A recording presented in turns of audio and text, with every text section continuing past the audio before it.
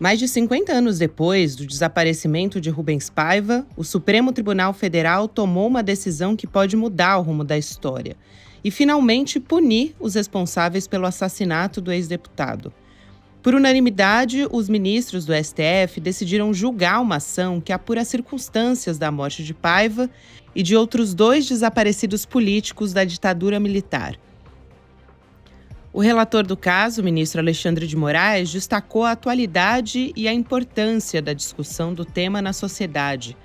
O STF também vai avaliar se a lei da anistia, que foi aprovada em 1979, pode ser revisada para responsabilizar agentes públicos que cometeram crimes a pretexto de combater os dissidentes. Esse caso voltou à pauta do Supremo depois de uma imensa repercussão do filme Ainda Estou Aqui, que conta a história do desaparecimento do ex-deputado e da luta da viúva de Rubens, a Eunice Paiva, pela investigação do crime e a punição dos responsáveis. O ex-deputado desapareceu na tarde do dia 20 de janeiro de 1971, depois de ser preso por agentes da ditadura militar na casa dele, no bairro do Leblon, no Rio de Janeiro. Era o governo do general Médici, período mais violento do regime, iniciado em 64. Os agentes da ditadura acusavam Rubens Paiva de dar apoio a grupos de resistência, chamado por eles de subversivos, que se organizavam para derrubar os militares. O ex-deputado foi preso, torturado e morto. O corpo dele nunca foi encontrado. Ele deixou a esposa, Eunice, e 4 filhos, 3 meninas e um menino, Marcelo Rubens Paiva. O Marcelo é o autor do livro Ainda Estou Aqui, que baseou o filme e se tornou sucesso de público e crítica. O filme concorre a 3 estatuetas do Oscar em 3 categorias. Depois de 10 anos de pesquisas, a colunista do ICL, Juliana Dalpiva, lançou o livro Crime Sem Castigo, Como os Militares Mataram Rubens Paiva, baseado em documentos sobre a investigação que conseguiu concluir o caso apontando os 5 militares responsáveis pelo assassinato. 2 deles ainda estão vivos e recebem pensão do Estado brasileiro. Segunda-feira, 24 de fevereiro de 2025.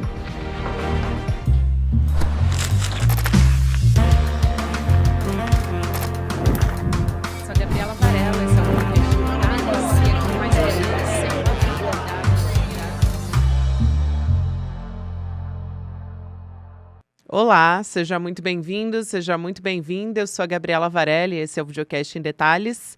E aqui, sempre com um convidado, uma convidada, a gente analisa uma temática, uma notícia importante do momento. Hoje eu vou convidar mais uma vez aqui, a gente já conversou com ela na semana passada, mas hoje o assunto é diferente. A Juliana Dalpiva, para conversar com a gente, ela que é colunista do iclnoticias.com.br, também nossa comentarista no ICL Notícias. Ju, bem-vinda mais uma vez, seja muito bem-vinda. E vocês estão vendo, eu vou pedir para tirarem a tarja rapidinho, o novo livro da Juliana, que está aqui na mesa, fazendo parte do cenário hoje. O Crime Sem Castigo. Olha só, aqui, como os militares mataram Rubens Paiva. Então, eu já estou aqui fazendo a propaganda do livro, Ju, e te dando boas-vindas.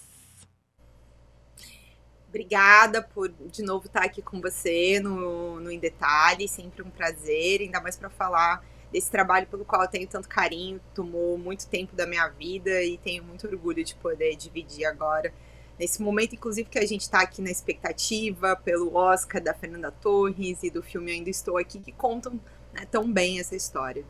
Segura só um minutinho, a gente já vai começar a entrevista. Convidar para participar com a gente no dia 25 de fevereiro, às 8 horas da noite, para uma conversa com a Juliana Dalpiva, o Marcelo Rubens Paiva e a Vera Paiva, além do Eduardo Moreira, que vão falar a respeito da história da família do ex-deputado Rubens Paiva, que foi morto durante o período da ditadura militar.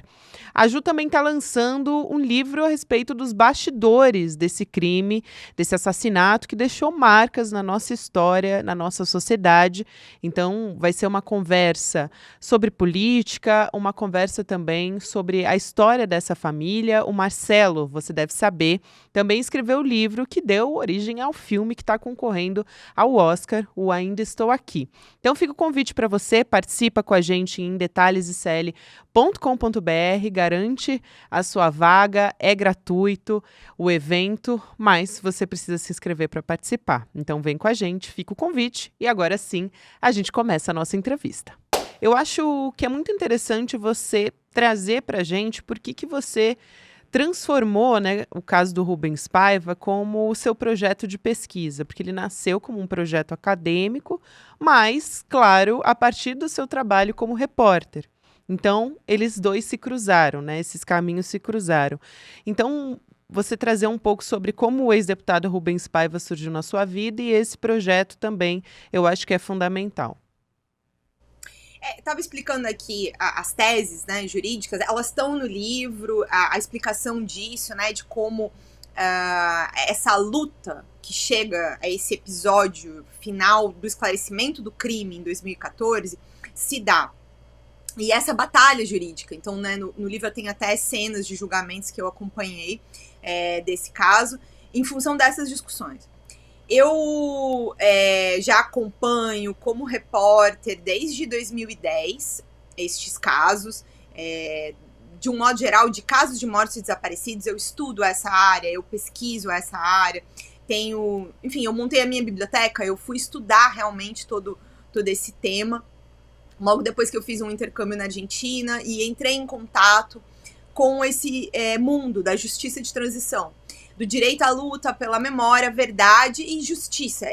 O exercício da justiça é isso que a gente está vendo aqui agora acontecer no Supremo. Vamos ver se ele vai ser completo ou se uma vez mais vai ser incompleto. E aí eu estava cobrindo a Comissão Nacional da Verdade, os trabalhos da Comissão Nacional da Verdade, produzindo as minhas próprias investigações. Eu me especializei, né, estudei e desenvolvi técnica e fui estudar academicamente também como entrevistar militares que participaram desses horrores, porque é um diálogo difícil, porém avaliei que era necessário. E foi um trabalho também, aprendi muito trabalhando com um querido colega que é o Chico Otávio, com quem eu trabalhei no jornal O Globo, um grande repórter que fez várias matérias importantes também sobre diversos casos, inclusive sobre o caso do Rubens. E a gente trabalhou junto, inclusive na investigação do crime durante um tempo. E aí, numa entrevista que eu e o Chico fizemos com o Malhães em 2012, sobre a Casa da Morte de Petrópolis, que é um dos lugares que a ditadura criou para levar pessoas que eles sequestravam e torturar e assassinar e desaparecer. E o Malhães montou esse lugar, fica numa casa na região serrana do Rio de Janeiro, em Petrópolis, como eu estava falando, chama Casa da Morte, né? Ficou conhecida assim. Só sobreviveu uma pessoa de lá, que é a Inês Etienne Romeu, que faleceu em 2015, mas ela sobreviveu àquele período, ela conseguiu sair com vida da casa. E aí, esse é um outro tema que eu pesquiso muito. No meio dessa entrevista com o Malhães, em que ele contava sobre os horrores que eles fizeram nessa casa, ele solta ali, meio que no ar, que ele tinha informações sobre o caso do Rubens Paiva. O caso do Rubens começa a se apresentar dessa maneira. Ao mesmo tempo, a Comissão Nacional da Verdade estava fazendo suas próprias investigações naquela época.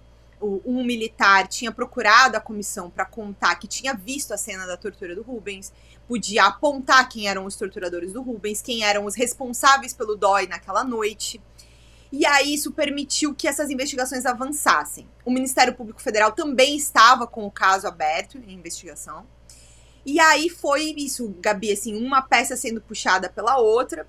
O Malhães, em 2014, num depoimento para a Comissão Nacional da Verdade, depois em entrevista para mim e para o Chico, admite que participou de uma operação para ocultar o cadáver de vez do Rubens Paiva. Ele não participou do momento em que o Rubens, segundo ele, né? Ele não participou do momento em que ele foi preso e assassinado, mas 2 anos depois, em 73, quando ele é chamado pela cúpula do regime, pelo gabinete do ministro do Exército, para montar uma operação para retirar a ossada do Rubens Paiva, que estava, segundo ele, enterrada numa praia do Recreio. E pasmem aqui, quem está acompanhando a gente, essa é uma das coisas mais duras, violentas, horríveis de se acompanhar nesse caso, que é a maneira como eles foram tentando matar o Rubens Paiva várias vezes, para além do momento em que eles tiraram a vida dele. Eles promovem vários enterros clandestinos do corpo do Rubens Paiva, porque eles não podiam, né, entregar o corpo do Rubens Paiva assassinado. Ele saiu de casa na frente, né, deixou dirigindo para o carro, deixou a mulher e os filhos que viram ele ser preso. Então tinham testemunhas de quem levou, como ele estava, como é que ele ia aparecer, né? Como é que a ditadura ia entregar o corpo dele todo violentado 24 horas depois. Então eles ocultam o cadáver. Mas tem esse horror, essa monstruosidade de promover vários enterros clandestinos ao longo de anos, inclusive. E o Malhães vai fazer a operação que, né, final disso, que é, segundo a viúva do Malhães, colocar num rio na região metropolitana no Rio de Janeiro. Você fala sobre a crueldade disso e não dá para deixar de trazer essa observação, porque é um crime que tem uma continuidade ao longo desses últimos anos e uma consequência, não só para a gente como sociedade, mas principalmente para a família. É um processo muito, muito violento. E, além disso, você descreve aí um pouco de como que foi, né, todo esse processo. E você também, como jornalista, barra acadêmica também, né, porque foi o seu projeto de pesquisa, auxiliou a juntar informações. Isso é muito importante também para a família das vítimas que estão nesse processo de tentar descobrir os restos mortais do Rubens Paiva. Até hoje não foram encontrados, né? Você falou sobre isso. O corpo foi enterrado mais de uma vez, enfim. Qual que é a importância do trabalho da imprensa nesse processo todo também, para tentar se chegar, né, a pistas, a encontrar uma resposta para isso? Gabi, acho que quando eu decido optar por um estudo de caso do desaparecimento do Rubens Paiva para minha dissertação de mestrado, essa escolha está ligada ao fato de ter sido o primeiro caso de homicídio que dá entrada na Justiça Federal. Então eu imaginei que eu ia conseguir ver esse desfecho e, ao mesmo tempo, contar essa história do início, desde 1971. Ou seja, como foi que se montou esse quebra-cabeça que permite a gente chegar a esse desfecho do julgamento, saber quem são os assassinos. E aí eu percorro, né, são documentos, entrevistas de pessoas desde 1971, que participaram de alguma maneira para o esclarecimento desse caso. E aí a primeira pessoa, por óbvio, né, quem não viu o filme ainda veja, que é o Ainda Estou Aqui, que conta a história do crime, mas também conta a luta da Eunice Paiva, que é a viúva do Rubens Paiva. É ela, né, a liderança maior de todo esse trabalho de esclarecimento. E a Eunice, ao longo dos anos, vai fazer inúmeros movimentos no Conselho dos Direitos da Pessoa Humana, pelo esclarecimento do crime, pela investigação do crime, lutando contra a mentira que foi colocada pela ditadura. Porque, como eu falei aqui, eles fizeram a ocultação de cadáver e publicamente eles mentiam, dizendo que o Rubens tinha fugido. E eles formalmente sustentaram nos processos essa desculpa durante décadas. A primeira investigação formal que a Eunice consegue finalmente abrir só no governo Sarney, já em 86. O Rubens desapareceu em 71, foram 15 anos. Então, é muito tempo. Junto com a Eunice, foi muito decisivo o trabalho de alguns colegas jornalistas para justamente conseguir peças, investigar. E tem um trabalho muito importante do Fritz Utzeri e do Heraldo Dias no Jornal do Brasil, em 78, que, assim, eles fizeram um pouco de tudo que eles puderam, assim, avançando até nesse papel de jornalista, né? Eles Muito escavaram, mais. eles mediram, e para demonstrar a farsa. Para quem não acompanhou aqui as outras entrevistas, a farsa da ditadura era dizer que o Rubens tinha fugido durante uma diligência no Alto da Boa Vista, que é uma estrada aqui no Rio de Janeiro, na Zona Norte. E aí, isso é mentira, mas eles levaram lá um fusquinha, tacaram fogo, fizeram um tiroteio, fizeram uma ceninha. Eles demonstraram na reportagem que aquilo era uma grande mentira, não tinha como.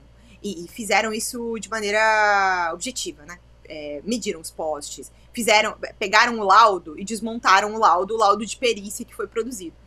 E um outro dado muito importante é que esse documento que é produzido na época, que é uma sindicância, para justificar essa fuga, o Rubens fugiu, a gente fez até aqui uma perícia, um negócio aqui para mostrar para vocês que a gente apurou o que aconteceu. Era assim que a ditadura lidava com a fuga do Rubens Paiva. E esse documento acaba sendo um documento central para a investigação, porque ele aponta tanto quem estava no DOI naquela noite, como os envolvidos do crime e as principais testemunhas do caso. Anos depois, quando é permitido fazer uma investigação séria, chamar as pessoas que são citadas nesse documento, você consegue avançar nessa investigação por causa disso. Não pelo que está escrito pela versão mentirosa, mas pelos nomes citados. Isso é uma coisa muito difícil na maioria dos casos de desaparecidos. Não tem documentação nenhuma sobre o dia do desaparecimento. Então você não sabe quem são especificamente os torturadores responsáveis pelo assassinato. Às vezes tem testemunha da hora da tortura, às vezes não. E também eles usavam codinome, às vezes as pessoas estavam de capuz. Essa identificação ela é complexa. Então o caso do Rubens tinha várias singularidades, assim, que me permitiram uma análise profunda de como isso foi sendo descoberto ao longo dos anos. E também acho que esse trabalho, eu fiz questão de colocar assim como a imprensa estava no caso, porque quando a gente faz bom jornalismo, a gente constrói conhecimento. Esse é o meu norte como jornalista também, produzir reportagem investigativa para produzir conhecimento. Então, muitos colegas produziram esse conhecimento. Eu me orgulho de fazer parte desse grupo de jornalistas que ao longo de décadas ajudou a esclarecer o caso do Rubens Paiva e também outros, né? O Fritz e o Heraldo fizeram inúmeras matérias sensacionais. Muito bom isso essa fala sua de produzir conhecimento, porque é um conhecimento, né, que não é só para as pessoas comuns, é um conhecimento que vai contribuir para historiadores, pesquisadores. Esse trabalho de pesquisar documentos na época da ditadura militar, até aqui em São Paulo, a gente tem um museu que está para ser reaberto aqui, né, na Estação da Luz, onde a gente tem o Museu da Resistência, e a gente tem um andar que está para ser reaberto, que tem um mundo de pesquisas ali, então tem muito a ser descoberto, muito documento perdido, então é um trabalho fundamental que você está fazendo nesse livro também, né, nesse projeto de pesquisa que você entregou e que foi também agora atualizado, vamos dizer assim, para que a gente também possa ler, né, e quem também não tem experiência em pesquisa. E também todo esse processo de coleta de informação e de jornalismo e de entrevistas, você tem histórias, enfim, histórias que talvez tenham te impactado mais, histórias que são curiosas, então eu queria que você trouxesse algumas dessas histórias, desses bastidores do jornalismo investigativo e da apuração. Eu acho que as pessoas têm muita curiosidade de acompanhar e muitas delas não vão para as páginas dos livros, né? Porque assim, como nesse caso, o livro é uma adaptação da dissertação, então nem cabia entrar alguns detalhes desses bastidores que a gente vive como repórter, como pesquisadora acadêmica. Eu acho que eu misturei bastante esses papéis, eu só produzi pesquisas diferentes, textos diferentes, mas é uma jornalista que fez mestrado, então não tem como fugir disso. Eu vou lembrar aqui para a audiência do Em Detalhes um episódio que demonstra a falta de glamour, tá, para o jornalismo investigativo, porque as pessoas acham que é muito glamouroso, não é, tá, gente? Na maioria dos dias não tem glamour nenhum. Então, uma das entrevistas mais importantes que eu fiz com a viúva do Paulo Malhães, eu falei aqui sobre ele ter dado uma entrevista admitindo a ocultação de cadáver do Rubens Paiva em março de 2014. Aí, um mês depois dessa entrevista, que também, né, ele deu uma entrevista para mim numa quarta-feira, na semana seguinte ele prestou um depoimento para a Comissão Nacional da Verdade, um depoimento que está no YouTube, quem quiser assistir, tá? É bastante duro, mas é um relato importante, necessário.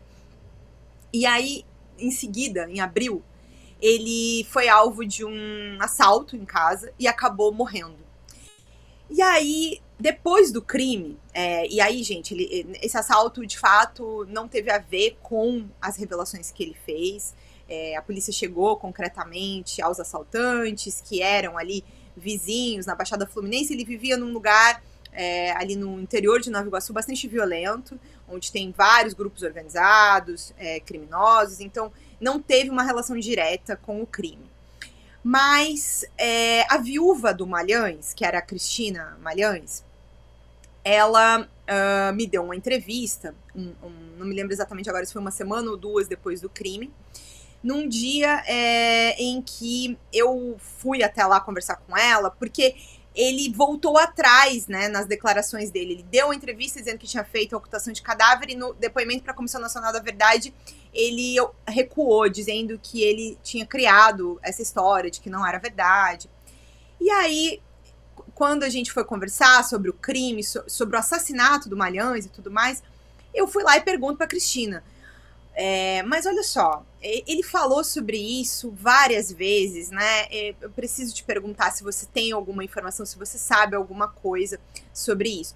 E aí, Gabi, a gente estava no sítio dele lá em Nova Iguaçu, que assim, era um sítio relativamente, assim, não era grande, mas tinha um jardim bastante confortável, assim. A gente estava na área da frente da casa e eles tinham um cachorro muito grande, assim, sei lá, era quase um lobo, de tão grande que era aquele cachorro. E aí, aquele cachorro tava solto naquele dia, a gente estava conversando na área da frente da casa. Em determinado momento, quando ela tá justamente me contando, não, essa história do Rubens Paiva, ele contou várias vezes aqui pra mim, durante anos. Ele sempre disse que ele jogou o corpo do Rubens Paiva no rio. Então, ela tava admitindo que assim, o depoimento dele era real, ele tinha recuado, sei lá por quê, quando tudo aquilo teve visibilidade, mas era real, ele de fato fez aquela operação. E ele guardava até documentos do Rubens Paiva em casa. E aí, voltando à cena, né, a gente tá ali na área, conversando na frente da casa, e quando ela tá terminando de me contar isso, eu só vejo no fundo, assim, o cachorro vindo. E assim, ele vinha meio devagarinho, mas ele era gigantesco, ele já tinha mordido umas pessoas naquela semana, de pessoas que tinham chegado lá pra investigar o crime. E aí, gente, assim, eu respiro fundo, desespero, olho pra ela e falo, meu Deus, o que a gente faz agora? Ela assim, ele vai vir aqui, você deixa ele te cheirar, eu vou abrir a porta da sala e entrar com ele pra dentro de casa.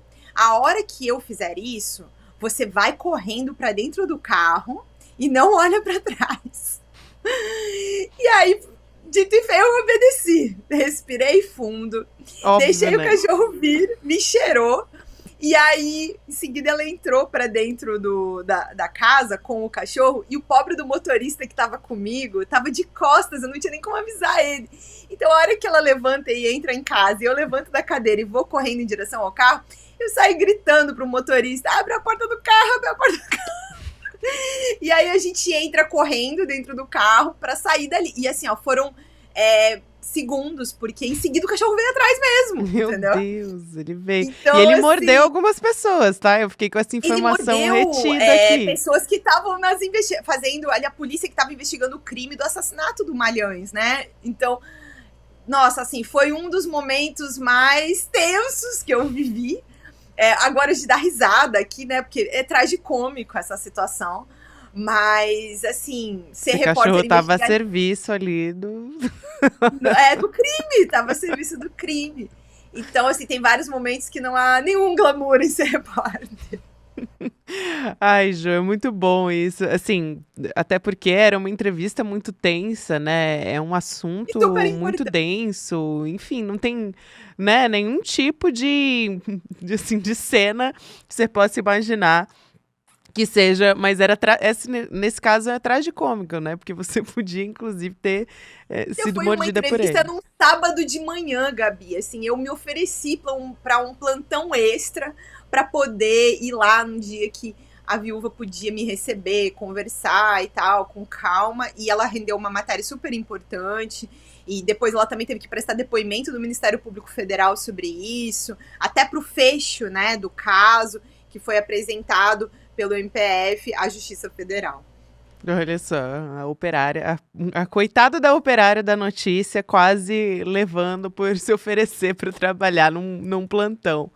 Ju, a gente chegando aqui ao final, eu quero aproveitar para trazer aqui para nossa audiência, mais uma vez, lembrar todo mundo de se inscrever para assistir a conversa que você teve com a Vera Paiva e com o Marcelo Rubens Paiva, que é o autor do livro que deu origem ao filme também, Eu Ainda Estou Aqui, que você vai estar aqui com a gente nessa terça-feira, dia 25 de fevereiro, 8 horas da noite. Eu queria que você aproveitasse para contar algum trechinho dessa entrevista, enfim, trazer um pouco para a gente do que as pessoas vão encontrar quando elas assistirem.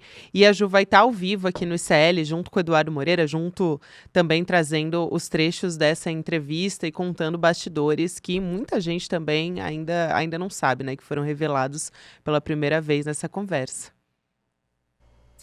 Gabi, foi um encontro lindo. A gente gravou uma entrevista bastante longa com eles para passar por todos esses episódios ao longo dos anos, relembrar como era a Eunice Paiva, como ela enfrentou todo esse caso, a própria luta dos filhos junto com a mãe pelo esclarecimento. Então, o Marcelo, por exemplo, relembra o episódio em que ele pressionou o presidente Fernando Henrique Cardoso, em 95, para que a lei de mortos e desaparecidos fosse finalmente criada, porque até então, até 95, o Estado brasileiro sequer reconhecia a existência de desaparecidos na ditadura. E aí o Marcelo conta como é que foi essa tensão, ele e a mãe, para fazer uma carta, para cobrar publicamente o Fernando Henrique, que não queria fazer nada sobre essa área naquela época, pressionado pelos militares. Então esse é um dos bastidores que eu trago, que vai estar nessa conversa. E quem não se inscreveu ainda, vai lá, chega junto, né? É em detalhesicl.com.br. Detalhes. Isso, e também não tem replay, tá? Esse evento terça-feira, 8 horas, então venham, acompanhem, tenho certeza que todo mundo vai se emocionar muito vendo esse momento tão bonito do Marcelo e da Vera, comigo e também com o Edu. E eu quero convidar também para o lançamento em São Paulo, né? Dia 26, no dia seguinte. Então, para quem está em São Paulo, vale a pena a gente lembrar também, vai ser no Shopping Higienópolis, não é isso? Na Livraria da Vila, no Shopping Higienópolis, a partir de umas 6h30. Vou estar esperando quem quiser me dar um abraço. Isso aí. Meu time ICL aí, ó, todo mundo. Estarei lá após M2. Chamada completa. Então, obrigada demais pelo espaço para falar do livro, para falar do lançamento. Eu tô profundamente feliz de ver o Brasil retomar a discussão sobre esse tema, sabe? Eu fico feliz demais de levar meu trabalho para somar tudo isso, mas eu acho que a vitória é nossa, enquanto sociedade, de poder, de novo, discutir esse assunto. O Brasil não podia deixar tudo isso no esquecimento. Democracia não se constrói com base ao esquecimento. Não é à toa que estamos aqui falando de novo de uma outra tentativa de golpe de Estado, inclusive com previsão de assassinato. Então, é necessário que a gente fale muito sobre o caso do Rubens Paiva, os demais casos, e também discuta a construção de justiça. Né? Não é simplesmente dado e acabou e passou. E não é uma questão só dos mortos, nem das vítimas dos mortos e desaparecidos, e nem dos familiares. É uma causa que toda a sociedade brasileira precisa refletir sobre o que quer. Ninguém quer ter o pai, a mãe, o irmão, o marido, a mulher, os filhos, um primo. Ninguém quer ter uma pessoa querida desaparecida. Né? Então, é importante que as pessoas se somem nessa discussão. Sem dúvida, é uma questão, não é uma vingança, é uma questão de justiça, né? E de trazer essas respostas. Obrigada demais, Ju. Um beijo para você, sempre um prazer te receber aqui. Parabéns mais uma vez. Então, lembrando, 25 tem a conversa aqui no ICL, que você se inscreve, e no dia 26, para quem está em São Paulo, também tem um lançamento à noite. Um beijão, até a próxima. Beijão, gente. Na sequência, tem o Mercado Investimentos e você pode ouvir o Em Detalhes nas plataformas todos os dias, nas plataformas de áudio, se você prefere o formato de podcast. Até amanhã! É amanhã o nosso encontro com Marcelo Rubens Paiva e Vera Paiva, filhos de Rubens Paiva e Eunice, para a gente conversar sobre o Crime Sem Castigo. O filme que está emocionando o mundo, Ainda Estou Aqui, tem como personagens o Marcelo e a Vera, e eles vão contar pra gente amanhã detalhes dessa história, um encontro forte, emocionante e necessário. Vai acontecer amanhã às 8 horas da noite, horário de Brasília. Um abraço e até amanhã.